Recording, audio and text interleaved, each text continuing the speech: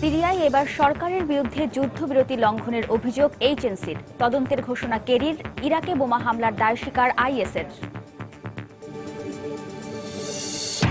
ফ্রান্সের ক্যালে শরণার্থী শিবিরে পুলিশ ও শরণার্থীদের মধ্যে ব্যাপক সংঘর্ষ। সীমান্তে কড়াকড়ি আরোপের বিরোধিতা করলেন মার্কেল।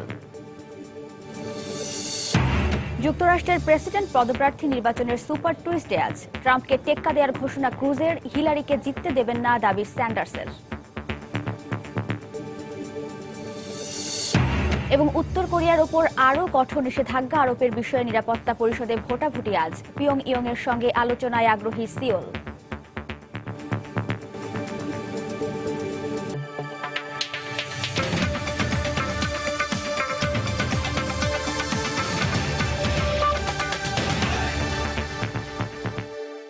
আন্তর্জাতিক সময়ের সঙ্গে আছি আমি ওয়াহিদা স্বপ্না। সিরিয়ায় বিদ্রোহীদের বিরুদ্ধে একের পর এক যুদ্ধবিরতি লঙ্ঘনের অভিযোগের পর এবার খোদ সিরীয় সরকারের বিরুদ্ধে একই ধরনের অভিযোগ এনেছে দেশটির প্রধান বিরোধী জোট এইচএনসি। তবে দেশটির বিভিন্ন অঞ্চল থেকে যুদ্ধবিরতি লঙ্ঘনের যেসব অভিযোগ পাওয়া গেছে তা তদন্ত করা হবে বলে ঘোষণা দিয়েছেন মার্কিন পররাষ্ট্রমন্ত্রী জন কেরি। আইএস এবং আল নুসরা ফ্রন্ট সহ সিরিয়ার অন্যান্য জঙ্গি গোষ্ঠীর অবস্থান লক্ষ্য করে যুক্তরাষ্ট্র এবং রাশিয়া যৌথ বিমান হামলার কৌশল নির্ধারণের চেষ্টা করছে বলেও জানান তিনি। সিরিয়ায় গত শনিবার থেকে যুদ্ধবিরতি কার্যকরের পর তা এখন পর্যন্ত বহাল থাকলেও প্রতিদিনই আসছে একের পর এক যুদ্ধবিরতি লঙ্ঘনের অভিযোগ, পাল্টা অভিযোগ। এত কিছুর পরও আসার খবর হচ্ছে শুরুর পর থেকেই দেশটির দারা প্রদেশে যুদ্ধবিরতি পুরোপুরি কার্যকর রয়েছে। স্থানীয় সরকারের পক্ষ থেকে একথা জানিয়ে বলা হয়, শান্তি প্রক্রিয়ার অংশ হিসেবে এরই মধ্যে বেশিরভাগ বিদ্রোহী গ্রুপ প্রাদেশিক সরকারের কাছে তাদের অস্ত্র সমর্পণ করেছে। আমরা যদি যুদ্ধ চালিয়ে যাই তবে এ লড়াই আগামী এক দশকেও বন্ধ হবে না। আমরা সবাই সিরীয়। এই দেশ একসময় শান্তির দেশ হিসেবে পরিচিত ছিল। আমরা আবারও এদেশে শান্তি ফিরিয়ে আনতে চাই। তবে হতাশাজনক খবরও রয়েছে। যুদ্ধবিরতি বহাল থাকলেও দেশের কয়েকটি অঞ্চলে এখনো থেমে থেমে চলছে লড়াই। আর তাই অচিরেই ওইসব অঞ্চলে যুদ্ধবিরতি ভেঙে পড়ার আশঙ্কাও করছেন অনেকে। সোমবার অনলাইনে প্রকাশিত এক ভিডিওতে হামা প্রদেশের বেশ কয়েকটি অঞ্চলে আসাদ বিরোধী বিদ্রোহীদের লক্ষ্য করে সরকারি বাহিনীর সদস্যদের মর্টার ও বিমান হামলা চালাতে দেখা যায়। যুদ্ধবিরতি শুরুর পর থেকেই রাশিয়ার পক্ষ থেকে বিদ্রোহীদের বিরুদ্ধে যুদ্ধবিরতির অভিযোগ আনা হলেও এবার আসাদ সরকারের বিরুদ্ধে যুদ্ধবিরতি লঙ্ঘনের অভিযোগ এনেছে সিরিয়ার প্রধান বিরোধী জোট উচ্চ মধ্যস্থতাকারী কমিটি এইচএনসি। সোমবারও সিরিয়ায় বিভিন্ন অঞ্চলে আসাদ বিরোধীদের লক্ষ্য করে রুশ বাহিনী 10 দফা এবং সরকারি বাহিনী 16 দফা বিমান হামলা চালিয়েছে। এতে অন্তত 18 জন নিহত এবং 68 জন আহত হয়েছেন। এই বিষয়গুলো গভীরভাবে পর্যবেক্ষণের জন্য পর্যবেক্ষণ সংস্থার প্রতি আহ্বান জানাচ্ছি আমরা। এ অবস্থায় মার্কিন পররাষ্ট্রমন্ত্রী জন কেরি বলেছেন, গত 4 দিনে সিরিয়ায় যুদ্ধবিরতি লঙ্ঘনের যেসব অভিযোগ উঠেছে সেসবের তদন্ত করা হবে। আইএস, আল নুসরা সহ সিরিয়ার অন্যান্য জঙ্গি গোষ্ঠীগুলোর বিরুদ্ধে রাশিয়ার সাথে যৌথ বিমান হামলা চালানোর কৌশল নির্ধারণের লক্ষ্যেও দুদেশের সামরিক কর্মকর্তারা কাজ করছেন বলেও জানান তিনি। আগামী কয়েকদিন যুদ্ধবিরতির ক্ষেত্রে খুবই গুরুত্বপূর্ণ। গত 5 বছর ধরে চলা এই সংঘাত বন্ধ করা আসলেই আমাদের জন্য একটি বড় চ্যালেঞ্জ। কেননা সিরিয়ায় প্রায় 100-র মতো বিদ্রোহী গ্রুপ রয়েছে। আর এদের সবাইকে যুদ্ধবিরতিতে বাধ্য করাও একটি কঠিন কাজ। আশা করছি এই মাসে অনুষ্ঠিতব্য জেনেভা আলোচনায় সব পক্ষের অংশগ্রহণে একটি জোর কূটনৈতিক তৎপরতার মাধ্যমে অচিরেই এই রক্তপাত বন্ধ করতে সক্ষম হব। এদিকে যুদ্ধবিরতির পাশাপাশি মার্কিন নেতৃত্বাধীন জোট সিরিয়ায় স্থলসেনা মোতায়েনের বিষয়ে নিজেদের মধ্যে প্রাথমিক আলোচনা শুরু করেছে বলে জানিয়েছে সৌদি আরব। দেশটির প্রতিরক্ষা মন্ত্রী ব্রিগেডিয়ার জেনারেল আহমেদ আসেরি বলেন, এমন কোন উদ্যোগ নেওয়া হলে সৌদি আরব তাতে অংশগ্রহণ করবে। অন্যদিকে যুদ্ধবিরতি বিষয়ক দুটি সমন্বয় কেন্দ্র পরিদর্শনের পর সিরিয়ায় যুদ্ধবিরতি লঙ্ঘনের সাম্প্রতিক অভিযোগগুলো নিয়ে সিরিয়া বিষয়ক জাতিসংঘের বিশেষ দূত স্টাফান ডি মিস্টুরার সঙ্গে আলোচনা করেছেন জাতিসংঘ মহাসচিব বান কি মুন। অন্য কর্মকার, সময় সংবাদ। ইরাকে গতকালের বোমা হামলার ঘটনায় দায় স্বীকার করেছে আইএস। সম্প্রতি জঙ্গি দমনে সরকারের অভিযান জোরদারের প্রতিশোধ হিসেবে দেশটির বেসামরিক নাগরিকদের লক্ষ্য করে আরও হামলা হতে পারে বলে আশঙ্কা করছেন নিরাপত্তা বিশ্লেষকরা। এদিকে ইরাকের মসুলে জঙ্গি বিরোধী লড়াইয়ে সরকারি বাহিনীকে সহায়তা বাড়ানো ও আইএসের বিরুদ্ধে সাইবার হামলা জোরদারের ঘোষণা দিয়েছে পেন্টাগন। গত কয়েক সপ্তাহ ধরে ইরাকের উত্তরাঞ্চলের শহর মসুলে আইএস নির্মূলে সর্বাত্মক অভিযান চালাচ্ছে ইরাকি বাহিনী। মার্কিন নেতৃত্বাধীন জোটের বিমান হামলার সহায়তায় নতুন নতুন এলাকা সরকারি বাহিনীর দখলে আসছে। এরই মধ্যে মসুলের 70 কিলোমিটার দক্ষিণে মাকমুর ঘাটিতে কয়েকশো সেনা মোতায়েন করেছে দেশটির সেনাবাহিনী। মসুল পুনর্দখলের পথকে সুগম করতে ইরাকি সেনাদের আরও সহায়তা দেওয়ার কথা জানিয়েছে পেন্টাগন। একই সঙ্গে আইএসের বিরুদ্ধে সাইবার হামলা বাড়ানো হবে বলেও জানায় যুক্তরাষ্ট্রের প্রতিরক্ষা দপ্তর। সোমবার প্রতিরক্ষামন্ত্রী অ্যাস্টন কার্টার জানান, আনবার পুনরুদ্ধারের পর রামাদিতেও আইএসকে কোণঠাসা করছে ইরাকি বাহিনী। এবার আইএসের কাছ থেকে মসুল পুনর্দখলেও সর্বোচ্চ চেষ্টা চালিয়ে যাবে মার্কিন নেতৃত্বাধীন জোট। আইএসের বিরুদ্ধে কার্যকরী যুদ্ধকৌশল ও ব্যাপক অভিযানের ফলে পরিস্থিতি এখন আমাদের অনুকূলে। মসুলে বরাবরের মতোই নেতৃত্ব দেবে ইরাকি পদাতিক বাহিনী। আমরা বিমান হামলা চালিয়ে তাদের সহায়তা করব। আইএস বিরোধী যুদ্ধে যুক্তরাষ্ট্র জয়ী হবেই। সম্প্রতি সরকারি বাহিনীর কাছে আইএস বেশ কিছু এলাকা হারানোর পর গেল কয়েকদিনে ইরাকের বিভিন্ন শহরে জঙ্গি হামলার ঘটনা ঘটেছে। একের পর এক এলাকা হাতছাড়া হয়ে যাওয়ায় ক্রমেই কোণঠাসা হয়ে পড়ছে আইএস। এই অবস্থায় প্রতিশোধ হিসেবে বেসামরিক নাগরিকদের লক্ষ্য করে আরো হামলা হতে পারে বলে আশঙ্কা করছেন নিরাপত্তা বিশ্লেষকেরা। জঙ্গিরা যুদ্ধক্ষেত্রে পরাজয়ের প্রতিশোধ নিতে চাইবেই। সরকার যদি গোয়েন্দা নজরদারি বাড়াতে না পারে তবে তা চলতেই থাকবে। বাগদাদকে রক্ষায় যথেষ্ট সেনা আছে, তাই রাজধানীতে সেনা প্রত্যাহার না করে জঙ্গি বিরোধী অভিযান অব্যাহত রাখা উচিত। গত কয়েকদিনে জঙ্গি হামলায় ইরাকে প্রায় 100 বেসামরিক নাগরিক প্রাণ হারায়। সবশেষ সোমবার বাগদাদের উত্তর পূর্বাঞ্চলীয় মিগদাদিয়া শহরে অন্ত্যেষ্টিক্রিয়ার অনুষ্ঠানে হামলায় নিহত হয় অন্তত 38 জন। এ ঘটনায় আইএস দায়ী স্বীকার করে বিবৃতি দিয়েছে বলে জানায় আল জাজিরা। দেলোয়ার হোসেন, সময় সংবাদ।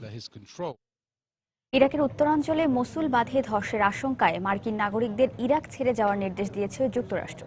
রয়টার্স জানায়, দেশটির জলবিদ্যুৎ উৎপাদনের বড় প্রকল্প এ বাঁধটি ধসের আশঙ্কা করছে দেশটির সরকার।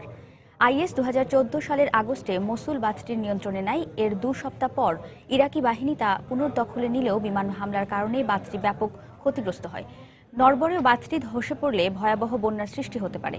এই অবস্থায় মার্কিন নাগরিকদের সোমবার ইরাক ছেড়ে যাওয়ার নির্দেশ দেয় যুক্তরাষ্ট্র।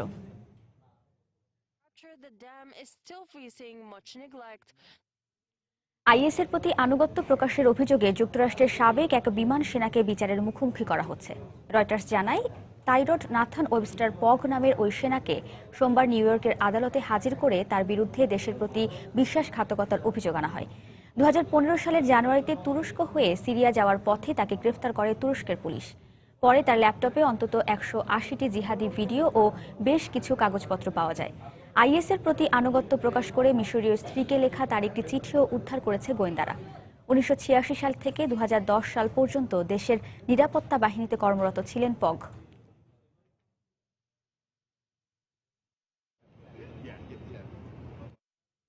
ইয়েমেনের এডেনে আত্মঘাতী গাড়ি বোমা হামলায় 4 জন সেনা সদস্য নিহত হয়েছে। এ ঘটনায় আহত হয়েছে আরও বেশ কয়েকজন। সোমবার এডেনের উত্তর পূর্বাঞ্চলের আল মিমদারায় সেনাবাহিনীর একটি চেকপোস্টে আত্মঘাতী গাড়ি বোমা হামলা চালানো হয়। এতে 4 জন সেনা সদস্য নিহত হয় এবং আহত হয় বেশ কয়েকজন। হামলার পর হতাহতদের উদ্ধার করে হাসপাতালে নিয়ে যাওয়া হয়। এখন পর্যন্ত হামলার দায় কেউ স্বীকার না করলেও এর আগে এডেনের সামরিক বাহিনী ও উচ্চ পর্যায়ের সরকারি কর্মকর্তাদের লক্ষ্য করে হামলা চালানোয় জঙ্গি গোষ্ঠী আইএসকে এজন্য দায়ী করা হচ্ছে। সোমবার ফ্রান্সের ক্যালে শরণার্থী শিবিরে পুলিশ ও শরণার্থীদের মধ্যে ব্যাপক সংঘর্ষ হয়েছে। একই দিন গ্রিসের সঙ্গে মেসিডোনিয়ার সীমান্তে শরণার্থীরা প্রাচীর ভেঙে প্রবেশ করার চেষ্টা করলে তাদের ওপর টিয়ার গ্যাস ও স্ট্যান গ্রেনেড নিক্ষেপ করে পুলিশ। তবে সীমান্তে কড়াকড়ি আরোপের বিরোধিতা করে ইউরোপের দেশগুলোকে আরও বেশি শরণার্থী আশ্রয় দেওয়ার আহ্বান জানিয়েছেন জার্মান চ্যান্সেলর অ্যাঙ্গেলা মার্কেল। সোমবার ফ্রান্সের ক্যালের জঙ্গল শিবিরে পুলিশ ও শরণার্থীদের মধ্যে দিনভর সংঘর্ষ চলে। শিবিরে থাকা শরণার্থীদের উচ্ছেদে পুলিশ অভিযান শুরু করলে বিক্ষুব্ধ শরণার্থীরা তাদের বাধা দেয়।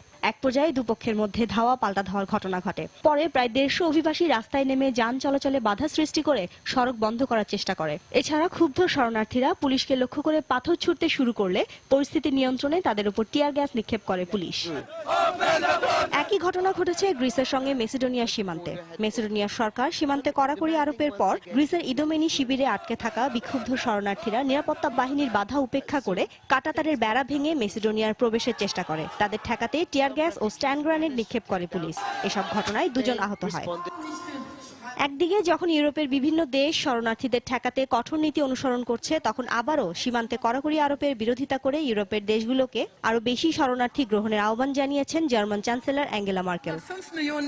লেবাননের অধিবাসী সংখ্যা 50 লাখ এবং সেখানে শরণার্থী রয়েছে 15 লাখ। তুরস্কে 7 কোটি অধিবাসী রয়েছে, যেখানে শরণার্থী সংখ্যা 25 লাখ। তাই 50 কোটি ইউরোপীয় যদি প্রতিবেশী অঞ্চল সিরিয়ার 10 লাখ শরণার্থীকে আশ্রয় দেয়, তা কি খুব বড় বিষয় হবে? আমি মনে করি সিরিয়ার এ সংকটের সময় ইউরোপবাসীর দায়িত্ব তাদের পাশে দাঁড়ানো। ইউরোপের দেশগুলোর যথেষ্ট সক্ষমতা থাকা সত্ত্বেও রাজনৈতিক সদিচ্ছার অভাবেই শরণার্থী সংকট মোকাবেলা করা সম্ভব হচ্ছে না বলে মন্তব্য করেছেন জাতিসংঘের শরণার্থী বিষয়ক সংস্থা UNHCR এর মুখপাত্র উইলিয়াম স্পিন্ডলার। এভাবে চলতে থাকলে অদূর ভবিষ্যতে ইউরোপে চরম মানবিক বিপর্যয় দেখা দেবে বলেও বলেন তিনি। এদিকে গ্রিসের সামোস দ্বীপের কাছে একটি নৌকা থেকে 51 জন অভিবাসীকে উদ্ধার করেছে ইতালীয় কোস্টগার্ড। উদ্ধারের পর তাদের সামোস দ্বীপে নিয়ে যাওয়া হয়। ইউরোপীয় ইউনিয়নের সীমান্ত রক্ষা সংস্থা ফ্রন্টেক্সের অংশ হিসেবে গ্রিসে অভিযান চালিয়ে আসছে ইতালীয় কোস্টগার্ড। শিরিন আক্তার, সময় সংবাদ। আন্তর্জাতিক সময়ে আরো দেখবেন, ভারতের তেলেঙ্গানায় যৌথ বাহিনীর সাথে বন্দুকযুদ্ধে 6 মাওবাদী নিহত। ঝাড়খণ্ডে বিচ্ছিন্নতাবাদী এক নারী সদস্য গ্রেফতার। যুক্তরাষ্ট্রের প্রেসিডেন্ট পদপ্রার্থী নির্বাচনের সুপার টুইসডে আজ। এদিন 13টি রাজ্যে একযোগে অনুষ্ঠিত প্রাইমারিতে রিপাবলিকান ও ডেমোক্রেটদের মধ্যে সম্ভাব্য প্রার্থী বাছাই করবেন প্রতিনিধিরা। সাউথ ক্যারোলাইনায় ডেমোক্রেটদের ককাসে হিলারির কাছে হারের পর এবারের প্রাইমারিতে তাকে হারিয়ে দেবেন বলে দাবি করলেন নিকটতম প্রতিদ্বন্দ্বী বার্নি স্যান্ডার্স। আর ডোনাল্ড ট্রাম্পকে টেক্কা দেওয়ার মতো একমাত্র প্রার্থী হিসেবে নিজেকে দাবি করলেন রক্ষণশীল রিপাবলিকান টেড ক্রুজ। আর মাত্র কয়েক ঘন্টা, তারপরই 13টি রাজ্যে একযোগে রিপাবলিকান ও ডেমোক্রেট দু দলেরই সম্ভাব্য প্রেসিডেন্ট পদপ্রার্থী বাছাই করবেন প্রতিনিধিরা। একসাথে এতগুলো রাজ্যে অনুষ্ঠিত হওয়ার কারণে এই প্রাইমারির নাম দেওয়া হয়েছে সুপার টুইসডে, যাকে উপলক্ষ করে এখন শেষ মুহূর্তের প্রচারণায় ব্যস্ত মার্কিন প্রেসিডেন্ট নির্বাচনে মনোনয়ন প্রত্যাশীরা। ডেমোক্রেট প্রার্থী হিলারি ক্লিন্টন ও বার্নি স্যান্ডার্সের জন্য সুপার টুইসডেকে ভাগ্যের লড়াই হিসেবে উল্লেখ করেছে আন্তর্জাতিক গণমাধ্যম। সাউথ ক্যারোলাইনায় রিপাবলিকান ককাসে বড় জয়ের পর সমর্থকদের উল্লাসে ভাসছেন হিলারি। তবে নিকটতম প্রতিদ্বন্দ্বী বার্নি স্যান্ডার্স জানান সুপার টুইসডেতে হিলারির জয়ের সম্ভাবনা ক্ষীণ। সুপার টুইসডেই হবে আমাদের ঘুরে দাঁড়ানোর সময়। আমরা এবার প্রচারণায় যথেষ্ট পরিশ্রম করেছি। হিলারিও সর্বোচ্চ চেষ্টা করছেন জানি, তবে ফলাফল সব সময় তো আর এক হয় না। এবার তাকে হারিয়ে দিতে আমরা বদ্ধপরিকর। বার্তা সংস্থা রয়টার্স জানায় নির্বাচনী প্রচারণায় নাটকীয় কায়দায় প্রতিদ্বন্দ্বীদের আক্রমণের মধ্য দিয়ে দিন দিন ডোনাল্ড ট্রাম্পের জনপ্রিয়তা বাড়ছে। এ পর্যন্ত ট্রাম্পের বিভিন্ন বক্তব্য তুলে ধরে এমন তথ্য জানান তারা। সুপার টুইসডেতেও রিপাবলিকানদের মধ্যে ট্রাম্পকেই এগিয়ে রাখছেন তারা। তবে টেড ক্রুজ বলছেন সুপার টুইসডেতে ট্রাম্পকে শক্ত লড়াইয়ের মুখোমুখি করবেন তিনি। রিপাবলিকানদের জন্য এই দিনটি খুবই গুরুত্বপূর্ণ। বিশেষ করে টেক্সাস ও ওকলাহোমায় লড়াইটা খুব উপভোগ্য হবে বলেই মনে হচ্ছে। ট্রাম্পকে এবার শক্ত লড়াইয়ের মুখোমুখি করতে হবে। আসুন আমরা এক হয়ে এই লড়াইয়ে অংশ নেই। শুধু ক্রুজ নয়, এরই মধ্যে সিনেটর বেন সেইজ সহ ট্রাম্পকে সমর্থন না দেওয়ার কথা জানিয়েছেন দলের বেশ কয়েকজন নেতা। তবু সোমবার প্রকাশিত এক নির্বাচনী জরিপে দেখা গেছে প্রায় 39% ভোটার ট্রাম্পকে সমর্থন করছেন, আর হিলারির প্রতি সমর্থন রয়েছে 55%। সুপার টুইসডের প্রাইমারি বাছাই শেষে অনেকটাই নিশ্চিত হবে কোন দল থেকে কে পাচ্ছেন চূড়ান্ত মনোনয়ন। পারমাণবিক অস্ত্র পরীক্ষা ও স্যাটেলাইট উৎক্ষেপণের কারণে উত্তর কোরিয়ার উপর আরও কঠোর নিষেধাজ্ঞা আরোপের সিদ্ধান্তের বিষয়ে আজ নিরাপত্তা পরিষদে ভোটাভুটি হবে। উত্তর কোরিয়ার উপর নিষেধাজ্ঞা আরোপের প্রস্তাব সমর্থন করেছে চীন। এদিকে দক্ষিণ কোরিয়ার প্রেসিডেন্ট পার্ক গিউন হাই বলেছেন উত্তর কোরিয়ার সঙ্গে আলোচনায় ইচ্ছুক তার দেশ। সম্প্রতি পরমাণু বোমার পরীক্ষা ও ক্ষেপণাস্ত্র উৎক্ষেপণের পরিপ্রেক্ষিতে চীন ও যুক্তরাষ্ট্র উত্তর কোরিয়ার উপর নিষেধাজ্ঞা আরোপে একমত হয়। উত্তর কোরিয়ার বিরুদ্ধে আরও কঠোর নিষেধাজ্ঞা আরোপ করতে চীনের সমর্থনে জাতিসংঘের নিরাপত্তা পরিষদে একটি খসড়া প্রস্তাব জমা দেয় যুক্তরাষ্ট্র। এ বিষয়ে মঙ্গলবার নিরাপত্তা পরিষদে ভোটাভুটি হওয়ার কথা রয়েছে। উত্তরের উপর নিষেধাজ্ঞার বিষয়ে প্রথমে মতানৈক্য থাকলেও যুক্তরাষ্ট্রের সঙ্গে খসড়া প্রস্তাব নিয়ে 2 মাসের আলোচনা শেষে এবার অবরোধ সমর্থন করেছে উত্তরের মিত্রদেশ চীন। দুই দেশ উত্তর কোরিয়ার উপর নতুন নিষেধাজ্ঞা আরোপের বিষয়ে সর্বাংশে একমত হয়েছে। কোরীয় উপদ্বীপে শান্তি ও স্থিতিশীলতা বজায় রাখতে যুক্তরাষ্ট্র ও চীন একসঙ্গে কাজ করবে। নিরাপত্তা পরিষদে ভোটাভুটির উদ্যোগের মধ্যেই সোমবার কোরীয় উপদ্বীপ বিষয়ক চীনের বিশেষ প্রতিনিধি উ দাওয়েই উত্তর কোরিয়ার সাম্প্রতিক তৎপরতা ও সেসবের ফলে সৃষ্টি হওয়া পরিস্থিতি নিয়ে আলোচনা করতে দক্ষিণ কোরীয় পররাষ্ট্রমন্ত্রী ইয়ন বিউং-সের সঙ্গে দেখা করেন। দুজনের মধ্যে কি আলাপ হয়েছে সে সম্পর্কে কোনো পক্ষ থেকে বিস্তারিত কিছু বলা না হলেও একই দিন দক্ষিণ কোরীয় প্রেসিডেন্ট পার্ক গিউন-হাই বলেছেন, উত্তর কোরিয়া পরমাণু কার্যক্রম বন্ধ না করা পর্যন্ত তাদের ওপর সিউল ও আন্তর্জাতিক সম্প্রদায়ের চাপ অব্যাহত থাকবে। উত্তর কোরিয়ার সঙ্গে আলোচনা করতে আমাদের কোনো সমস্যা নেই। সিউলের দরজা খোলা আছে। তবে যতদিন পর্যন্ত পিয়ংইয়ং পারমাণবিক কার্যক্রম বন্ধ না করবে ততদিন পর্যন্ত আমরা তাদের চাপ দিয়ে যাব। উত্তর কোরিয়া 6 জানুয়ারি চতুর্থবারের মতো পারমাণবিক বোমা ও 7 ফেব্রুয়ারি স্যাটেলাইট উৎক্ষেপণ করে। স্যাটেলাইট উৎক্ষেপণ আর দূরপাল্লার ক্ষেপণাস্ত্র একই প্রযুক্তি নির্ভর উল্লেখ করে এই পরীক্ষাকে জাতিসংঘ প্রস্তাবনার স্পষ্ট লঙ্ঘন বলে উল্লেখ করে যুক্তরাষ্ট্র। হাফসাতুন্নেসা, সময় সংবাদ। মস্কোয় শিশু শিরশ্ছেদকারী সন্দেহে এক নারীকে গ্রেফতার করেছে রাশিয়ার পুলিশ। সোমবার একটি কাটা মাথা নিয়ে মেট্রো স্টেশনের পাশ দিয়ে হেঁটে যাবার সময় গৌচারা ববুকুলোভো নামের ওই নারীকে গ্রেফতার করা হয়। সে সময় নিজেকে সন্ত্রাসী আখ্যা দিয়ে আত্মহত্যার হুমকি দিতে থাকে বলে জানানো হয়। স্থানীয় সংবাদ মাধ্যম জানায় ওই নারী উজবেকিস্তানের নাগরিক। গ্রেফতারের পর তাকে একটি মানসিক পরিচর্যা কেন্দ্রে পাঠিয়েছে তদন্ত দল। হত্যাকাণ্ডের কারণ অনুসন্ধানে কাজ চলছে বলে জানায় কর্তৃপক্ষ।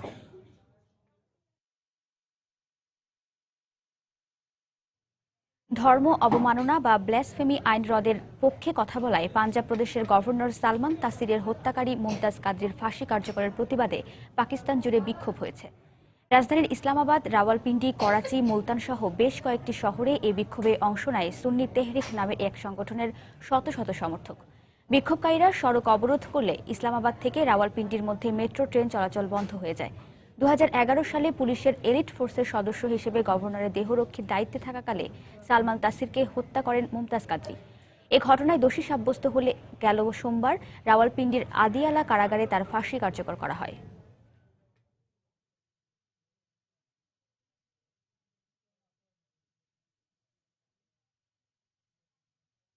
যুক্তরাষ্ট্রের ওহিও রাজ্যের মিডল টাউনের এক স্কুলে 14 বছরের এক বালকের গুলিতে আহত হয়েছে 4 শিক্ষার্থী।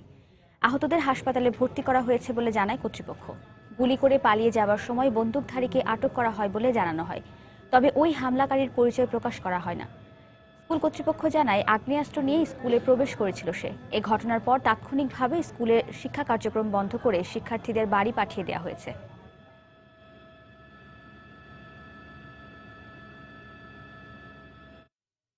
জিকা ভাইরাসের সাথে স্নায়বিক রোগ গুলেন বেরি সিন্ড্রোমের সম্পর্ক রয়েছে।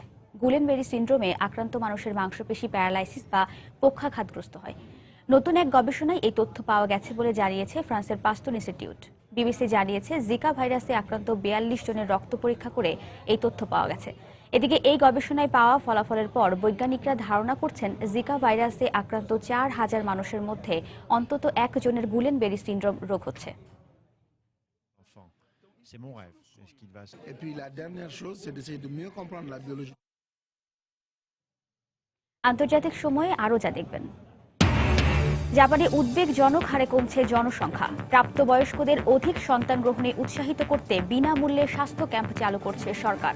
ভারতের দক্ষিণাঞ্চলীয় প্রদেশ তেলেঙ্গানায় যৌথ বাহিনীর সাথে বন্দুকযুদ্ধে নিহত হয়েছে অন্তত 6 মাওবাদী সদস্য।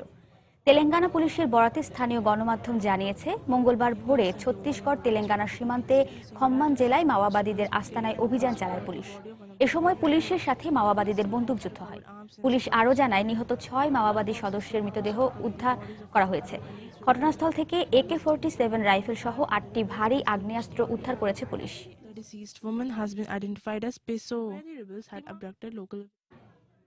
ভারতের পূর্বাঞ্চলীয় প্রদেশ ঝাড়খণ্ডে এক মাওবাদী নারী সদস্যকে গ্রেফতার করেছে স্থানীয় পুলিশ। ঝাড়খণ্ড পুলিশের বরাতে স্থানীয় গণমাধ্যম জানিয়েছে গ্রেফতারকৃত মাওবাদী নারী সদস্যের নাম চান্দামণি হানসা। তাকে গিরিধি জেলার একটি বাস স্টেশন থেকে গ্রেফতার করা হয়। পুলিশ আরও জানায় হানসা প্রায় 20 বছর ধরে মাওবাদী সংগঠনের সক্রিয় সদস্য হিসেবে কাজ করছেন। তিনি ওই অঞ্চলের মাওবাদী নারী কমান্ডের প্রতিষ্ঠাতা সদস্য ছিলেন। তার বিরুদ্ধে পুলিশের উচ্চ পর্যায়ের কর্মকর্তাকে হত্যাসহ বেশ কিছু গুরুতর অপরাধের অভিযোগ রয়েছে। মাওবাদীরা ভারতে নকশাল নামে পরিচিত। ভারতের উত্তর পূর্বাঞ্চল এবং দক্ষিণের দুর্গম অঞ্চলে তারা ব্যাপক সক্রিয়। মাওবাদীরা দাবি করে দরিদ্র কৃষক এবং শ্রমিকের অধিকার আদায়ের জন্য তারা লড়াই করে।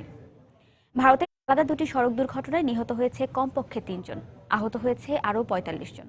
সোমবার উত্তরপ্রদেশের ভারিয়াখ এলাকায় শতাধিক আরোহী নিয়ে একটি যাত্রীবাহী বাস উল্টে গেলে নিহত হয় 2 জন।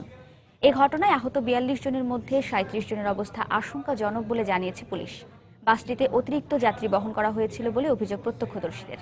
এদিকে ভারতের ছত্তিশগড়ে বিদ্যুৎ চালিত ঝুলন্ত ট্রলি ছিঁড়ে এক তীর্থযাত্রী নিহত হয়েছে। সে সময় আহত হয়েছে আরও 3 জন। এ ঘটনায় সরকারের পক্ষ থেকে ক্ষতিপূরণের ঘোষণা দেওয়া হয়েছে। এবার দেশের বাইরের অর্থ বাণিজ্যের খবর। নীতি নির্ধারকরা ফলপ্রসূ পদক্ষেপ না নিলে আবারও ঝুঁকির মুখে পড়তে পারে বিশ্ব অর্থনীতি। সাংহাইয়ে G20 সদস্যভুক্ত দেশগুলোর অর্থমন্ত্রী এবং ব্যাংকের গভর্নরদের বৈঠকে তিনি আরও বলেন, আরও এমন ফলপ্রসূ পদক্ষেপ নিতে হবে দ্রুতই। G20 সদস্যভুক্ত সব দেশের প্রতিনিধিদের জানাতে চাই, নীতি নির্ধারকরা যদি দ্রুতই কোনো পদক্ষেপ না নেয় তাহলে বিশ্ব অর্থনীতি আবারও ঝুঁকির মুখে পড়তে পারে। পুনর্গঠনের জন্য দ্রুত পদক্ষেপ নেওয়া জরুরি। গেল বছর ব্রিটিশ এয়ারওয়েজের স্বত্বাধিকারী প্রতিষ্ঠান ইন্টারন্যাশনাল এয়ারলাইন্স গ্রুপ IAGর মুনাফা বেড়েছে 65%। জ্বালানি তেলের দাম কম থাকলে চলতি বছর 91 কোটি ইউরো বাড়তি মুনাফার প্রত্যাশা রয়েছে প্রতিষ্ঠানটির।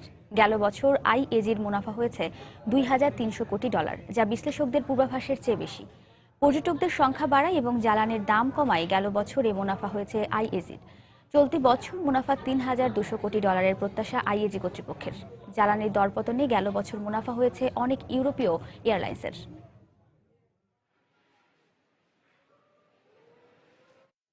সাংহাইতে আনুষ্ঠানিকভাবে প্রধান কার্যালয় স্থাপনের জন্য ব্রিক্স নিউ ডেভেলপমেন্ট ব্যাংকের কুন্দাপুর ভামান ক্যামাথের সাথে চুক্তি করেছেন চীনের পররাষ্ট্রমন্ত্রী ওয়াং ই। G20 সদস্যভুক্ত দেশগুলোর অর্থমন্ত্রী এবং গভর্নরদের বৈঠকে এ চুক্তি স্বাক্ষর হয়। চুক্তি স্বাক্ষরের পর ওয়াং ই বলেন, শুধু ব্রিক্স সদস্যভুক্ত দেশ নয়, উন্নয়নশীল সব দেশই যেন নিউ ডেভেলপমেন্ট ব্যাংকের সাহায্য নিতে পারে, সেজন্য এ ধরনের চুক্তি জরুরি। পাশাপাশি বিশ্বের অর্থনৈতিক সব বিষয়গুলো পুনর্গঠন এবং উন্নয়নে এ ব্যাংক ভূমিকা রাখবে বলেও মনে করেন তিনি। এপ্রিলে বিভিন্ন পরিবেশ বান্ধব প্রকল্পের জন্য ব্রাজিল, ভারত, চীন, রাশিয়া এবং দক্ষিণ কোরিয়াকে ঋণ দেওয়ার কথা রয়েছে নিউ ডেভেলপমেন্ট ব্যাংকের। জাপানে উদ্বেগজনক হারে কমছে জনসংখ্যা। সম্প্রতি প্রকাশিত আদমশুমারির ফলাফলে দেখা যায় 2010 সালের তুলনায় 0.7% কমে দেশটির মোট জনসংখ্যা এখন 12,70,00,000। পরিসংখ্যান বলছে 1920 সালের পর প্রথমবারের মতো জাপানের জনসংখ্যা এতটা কমল। ধারণা করা হচ্ছে আগামী 2040 সালের মধ্যে দেশটির মোট জনসংখ্যার 40% হবে 65 বছর বা তার বেশি বয়সী। পরিস্থিতি মোকাবেলায় প্রাপ্তবয়স্কদের অধিক সন্তান গ্রহণে উৎসাহিত করতে বিনামূল্যে স্বাস্থ্য ক্যাম্প চালু করেছে দেশটির পরিবার পরিকল্পনা অধিদপ্তর। জাপানের নানমোকু গ্রামের এলিমেন্টারি স্কুল সহপাঠীদের সঙ্গে সকাল সকাল স্কুল এসেছে প্রথম শ্রেণীর শিক্ষার্থী ইউসুকি। নিজ ক্লাসের ফার্স্ট বয়সে, কারণ তাকে দ্বিতীয় বানানোর মতো আর কোনো শিক্ষার্থী নেই এই ক্লাসে। স্কুলের প্রধান শিক্ষক জানান, একসময় এখানে 1200 শিশু লেখাপড়া করলেও এখন তা কমে দাঁড়িয়েছে 47-এ। কর্মসংস্থান আর উন্নত জীবনের আশায় গ্রাম ছেড়ে শহরে পাড়ি জমাচ্ছেন গ্রামের বাসিন্দারা। এতে গ্রামের শিশু সংখ্যা দিন দিন শূন্যের কোটায় নেমে যাচ্ছে। এভাবে চলতে থাকলে গ্রামের একমাত্র স্কুলটিও হয়তো আর চালু রাখা যাবে না। কেবল নানমুকুই নয়, একই চিত্র গোটা জাপানের। শহরাঞ্চলে প্রাপ্তবয়স্ক মানুষের সংখ্যা বেশি হলেও বাড়ছে না শিশুর সংখ্যা। এর কারণ হিসেবে বলা হচ্ছে, অর্থ উপার্জনে দম্পতিরা এত বেশি কর্মব্যস্ত থাকেন যে সন্তান জন্ম ও তাদের লালন পালনের কথা ভাবার সুযোগ পান না তারা। সেই সঙ্গে বাড়ছে বিয়ের প্রতি অনাগ্রহ রয়েছে এমন যুবক যুবতীর সংখ্যাও। যদি সন্তান নিতে চাই সেক্ষেত্রে আমাকে মাতৃকালীন ছুটি নিতে হবে, আর ছুটি থেকে ফিরে পছন্দসই এলাকায় এখানকার মতো পদে চাকুরি পাবো এর কোনো নিশ্চয়তা নেই। তাই সন্তান গ্রহণের ক্ষেত্রে সিদ্ধান্তহীনতায় ভুগছি। সম্প্রতি প্রকাশিত 2015 সালের আদমশুমারির ফলাফলে দেখা গেছে বিগত 5 বছরে জাপানের জনসংখ্যা কমেছে 10 লাখ। পরিসংখ্যান মতে জনসংখ্যার হ্রাসের হার 0.7%। নিম্ন জন্মহারের কারণে সামনের বছরগুলোতে আরো কমে যেতে পারে জনসংখ্যা। এমনটা চলতে থাকলে ভবিষ্যতের ভয়াবহ সংকটের আশঙ্কা করছেন জাপানের কর্তা ব্যক্তিরা। পরিস্থিতি মোকাবেলায় প্রাপ্তবয়স্কদের অধিক সন্তান গ্রহণে উৎসাহিত করতে বিনামূল্যে স্বাস্থ্য ক্যাম্প চালু করেছে দেশটির পরিবার পরিকল্পনা অধিদপ্তর। নারী পিছু জন্মহার 1.8-এ উন্নীত করতে বিশেষ কর্মসূচি হাতে নিয়েছেন প্রধানমন্ত্রী শিনজো আবে। জাহিদুর রহমান, সময় সংবাদ। ভারতের কেরালা রাজ্যের দক্ষিণাঞ্চলীয় একটি গ্রামে হাতির হামলায় অন্তত 27টি যানবাহন ক্ষতিগ্রস্ত হয়েছে। মঙ্গলবার রাজ্যের পালাক্কাড় জেলার একটি গ্রামে মন্দিরের সামনে এই ঘটনা ঘটে। প্রত্যক্ষদর্শীরা জানান, স্থানীয় একটি উৎসবকে কেন্দ্র করে মন্দিরের কিছু আচার ও রীতি পালনের উদ্দেশ্যে 5টি হাতি সেখানে বেঁধে রাখা হয়। হঠাৎ করেই একটি হাতি সেখান থেকে ছুটে এসে মন্দিরের সামনে পার্ক করে রাখা সারিবদ্ধ যানবাহনের ওপর আক্রমণ চালায়। একের পর এক ছুঁড়ে ফেলতে শুরু করে গাড়ি, মোটরসাইকেল সহ অন্যান্য যানবাহন। এ সময় দুজন মাহুত স্থানীয়দের সহায়তায় অনেক চেষ্টার পর হাতিটিকে নিয়ন্ত্রণে আনতে সক্ষম হন। তবে এ ঘটনায় কেউ হতাহত হয়নি বলে জানা গেছে।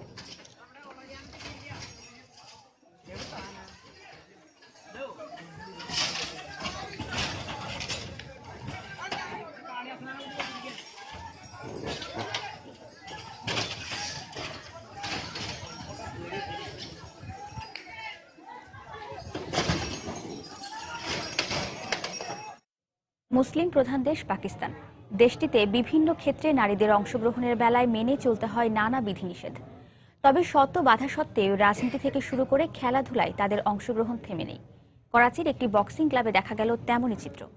পাক শাহিন নামে বক্সিং ক্লাবে কন্যা শিশু ও কিশোরীদের প্রশিক্ষণে ব্যবস্থা নিয়েছে কর্তৃপক্ষ। খুদে বক্সারদের আশা, একদিন তারা বক্সিংয়ের মেডেল অর্জন করে দেশের নাম উজ্জ্বল করবে। দেখে কোনো স্কুলের শারীরিক শিক্ষা ক্লাসের মতো মনে হলেও এটি আসলে একটি বক্সিং ক্লাব। ব্যতিক্রমে এই ক্লাসের সব শিক্ষার্থী 8 থেকে 17 বছর বয়সী মেয়ে। পাকিস্তানের করাচির পাক শাহিন বক্সিং ক্লাবে বর্তমানে প্রশিক্ষণ নিচ্ছে 12 জন। ক্লাবের প্রতিষ্ঠাতা 1992 সালে এটি গড়ে তুললেও সম্প্রতি তার পরিবারের উৎসাহে এখানে মেয়ে, শিশু ও কিশোরীদের প্রশিক্ষণের উদ্যোগ নিয়েছেন তিনি। আমাদের জীবন বক্সিং এর সঙ্গে জড়িত, আর আমার পরিবারের মেয়েরা এই পরিবেশেই বেড়ে উঠেছে। তারা বাড়িতেই বক্সিং প্র্যাকটিস করত, কেননা মেয়েদের ঘরের বাইরে নিয়ে এসে এমন কিছু করার ক্ষেত্রে অনেক সামাজিক ও ঐতিহ্যগত বাধা রয়েছে। এরপরও একসময় আমি এখানে তাদের প্রশিক্ষণ দেওয়ার পরিকল্পনা করি। স্কুল শেষে প্রশিক্ষণ নিতে আসা এসব শিক্ষার্থী বেশ আশাবাদী ভবিষ্যতে বক্সিং দুনিয়ায় তাদের অবস্থান নিয়ে। আমি ছোটবেলা থেকেই বক্সিং এর প্রশিক্ষণ নিচ্ছি। বাড়িতে নিয়মিত প্র্যাকটিস করা হতো না, কিন্তু ক্লাবটি গড়ে ওঠায় আমরা এখন নিয়মিত প্র্যাকটিস করছি। আমার বিশ্বাস আমি একদিন জাতীয় ও আন্তর্জাতিক পর্যায়ের বক্সার হব। পাকিস্তানে খুব কম সংখ্যক নারী বক্সিং এর প্রশিক্ষণ নেয়। গত বছরের অক্টোবরে প্রথমবার সরকারি উদ্যোগে সিন্ধ বক্সিং অ্যাসোসিয়েশন নারীদের জন্য একটি ক্যাম্পের আয়োজন করে। তবে শত বাধা সত্ত্বেও নারী বক্সারদের আশা, একদিন তারা বক্সিং এ মেডেল অর্জন করে দেশের নাম উজ্জ্বল করবে।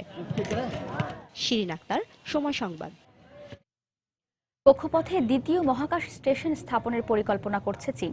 2022 সাল নাগাদ কক্ষপথে স্থায়ী মহাকাশ স্টেশন স্থাপনের পরিকল্পনার অংশ হিসেবে দ্বিতীয় মহাকাশ স্টেশন স্থাপন করতে যাচ্ছে দেশটি।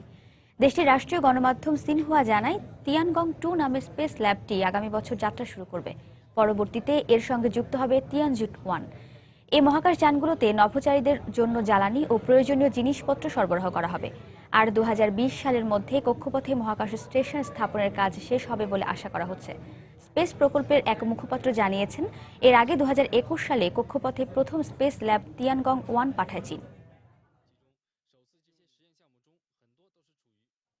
তাইওয়ানের ছোট শহর এর্লিন টাউন, সেখানকার প্রাথমিক বিদ্যালয়ের একদল ক্ষুদে শিক্ষার্থী তাদের এলাকার রাস্তার শোভা বাড়াতে নিয়েছে চমকপ্রদ উদ্যোগ। রং তুলিতে আঁকা ছবি নয় বা কাদামাটির ভাস্কর্য নয়, রাস্তার সৌন্দর্য বর্ধনের কাজে তারা ব্যবহার করেছে প্লাস্টিকের ফেলনা বোতলের ছিপি। কিভাবে তা সম্ভব হলো, চলুন দেখে আসি। তাইওয়ানের চানঘুয়া অঞ্চলের এর্লিন টাউন শহরের এই চারুকলার ক্লাসে এখন ব্যস্ত সময় পার করছে এক ঝাঁক প্রাথমিক স্কুল পড়ুয়া শিক্ষার্থী। শহরের রাস্তার সৌন্দর্য বাড়ানোর ভার পড়েছে তাদের ওপর, তাই একনিষ্ঠ মনোযোগে প্রত্যেকে কাজ করে যাচ্ছে সমান তাগিদে। সৌন্দর্য বর্ধনের অনুষঙ্গ হিসেবে রং তুলি বা কাদামাটির পরিবর্তে তারা বেছে নিয়েছে ফেলে দেয়া অসংখ্য প্লাস্টিকের বোতলের ছিপি। কাঠের বোর্ডের ওপর বিছিয়ে রাখা অসংখ্য ছিপির মাঝখানে ফাঁকা স্থানগুলো আঠা দিয়ে ভরাট করে দিচ্ছে তারা। বিভিন্ন রঙের এসব ছিপি এমনভাবে সাজানো হয়েছে, দূর থেকে দেখলে মনে হবে কোনো দৃষ্টিনন্দন পেইন্টিং বা মোজাইক শিল্প। এই কাজটি করতে গিয়ে অনেক বোতল সংগ্রহ করতে হয়েছে। সেখান থেকে ছিপিগুলো খুলে ভালোভাবে ধুয়ে রং অনুযায়ী আলাদা করতে হয়েছে। শিশুরা বেশ আগ্রহের সঙ্গেই ছিপিগুলো জুড়ে দিচ্ছে। এই ধরনের চিত্রকর্মকে বলা হয় ফ্রেস্কো। ফ্রেস্কো বলতে মূলত সদ্য প্লাস্টার করা ভেজা দেয়ালে আঁকা চিত্রকর্মকে বোঝালেও এটি কিছুটা ভিন্ন। এখানে আর্দ্র প্লাস্টারের পরিবর্তে ব্যবহার হয়েছে ছিপি। পরিবেশ রক্ষার প্রতি সচেতনতা সৃষ্টির লক্ষ্যেই এমন ভিন্ন কিছু করার কথা ভেবেছে শিক্ষার্থীরা। শিক্ষকরা বলেছেন পরিবেশের জন্য সবচেয়ে ক্ষতিকর পদার্থগুলোর মধ্যে অন্যতম এই বোতলের ছিপি। এই প্লাস্টিকের টুকরোগুলো মাটি, পানি, গাছপালার মারাত্মক ক্ষতি করে। যদি মাছের পেটে এই ছিপি চলে যায় তবে মাছগুলো মরে যাবে। ফ্রেস্কোটি তৈরির পর স্কুলের রাস্তার পাশে তা স্থাপন করা হয়। সেখানে ফুটে ওঠে সবুজ প্রকৃতি আর সমুদ্র তলদেশের দৃশ্য। এটি তৈরির পরিকল্পনা বড়দের হলেও পুরো কাজটি করেছে প্রাথমিক বিদ্যালয় পড়ুয়া 40 জন ক্ষুদে শিশু। কাজটি করতে পেরে তাদের আনন্দ যেন ধরে না। আমরা সবাই মিলে অনেক কাজ করেছি। বোতলের ছিপি ধুয়েছি, আঠা লাগিয়েছি, সব আমরা করেছি। গত বছরের অক্টোবর থেকে শুরু হয় এই ফ্রেস্কোর কাজ। পরিবেশ থেকে প্লাস্টিকের অপসারণ ও পুনর্ব্যবহারকে উৎসাহিত করতে সংগ্রহ করা হয় 10,000 ছিপি, যা দিয়ে তৈরি করা হয় 3টি ফ্রেস্কো। সঞ্জনা চৌধুরী, সময় সংবাদ। চলতি বছরের 31শে জুলাই প্রকাশ পেতে যাচ্ছে শিশু কিশোরদের কাছে তুমুল জনপ্রিয় হ্যারি পটারের নতুন বই Harry Potter and the Cursed Child. Harry Potter and the Deathly Hallows সিরিজের সর্বশেষ বই হওয়ার কথা থাকলেও সবাইকে অবাক করে দিয়ে নতুন বইটির 2টি পর্ব বাজারে ছাড়ার কথা জানান ঔপন্যাসিক জে.কে. রাউলিং, যা নিয়ে এখনই হ্যারি পটার ভক্তদের মধ্যে উচ্ছ্বাস ছড়িয়ে পড়েছে। সম্পূর্ণ নতুন গল্পের উপর ভিত্তি করে লেখা এই বইয়ে কেন্দ্রীয় চরিত্রে থাকবে হ্যারির ছোট ছেলে অ্যালবাস সেভারাস পটার। তার আগে বইটির গল্প অবলম্বনে লন্ডনের ওয়েস্ট এন্ড ডিস্ট্রিক্টের প্যালেস থিয়েটারে একটি নাটক মঞ্চস্থ হওয়ার কথা রয়েছে, যার চিত্রনাট্য লিখেছেন জ্যাক থর্ন ও পরিচালনায় আছেন জন টিফানি। রাউলিং এর হ্যারি পটার সিরিজের 7টি বই বিশ্বব্যাপী 50 কোটি কপি বিক্রি হয়েছে, অনুদিত হয়েছে 78টি ভাষায়। এর ওপর ভিত্তি করে নির্মিত চলচ্চিত্র $700 কোটি আয় করেছে।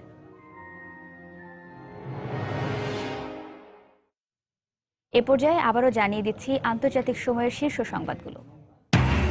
সিরিয়ায় এবার সরকারের বিরুদ্ধে যুদ্ধবিরতি লঙ্ঘনের অভিযোগ HLCর। তদন্তের ঘোষণা কেরির। ইরাকে বোমা হামলার দায় স্বীকার IS-এর। ফ্রান্সের ক্যালে শরণার্থী শিবিরে পুলিশ ও শরণার্থীদের মধ্যে ব্যাপক সংঘর্ষ। সীমান্তে কড়াকড়ি আরোপের বিরোধিতা করলেন মার্কেল। যুক্তরাষ্ট্রের প্রেসিডেন্ট পদপ্রার্থী নির্বাচনের সুপার টুইস্টে আজ ট্রাম্পকে টেক্কা দেওয়ার ঘোষণা ক্রুজের। হিলারিকে জিততে দেবেন না দাবি স্যান্ডার্সের।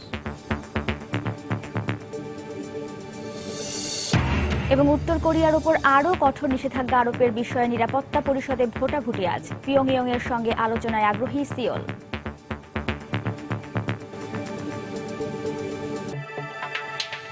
এই ছিল আন্তর্জাতিক সময়। যে কোনো খবর পেতে ভিজিট করুন সময়নিউজ.tv আর সঙ্গেই থাকুন সময়।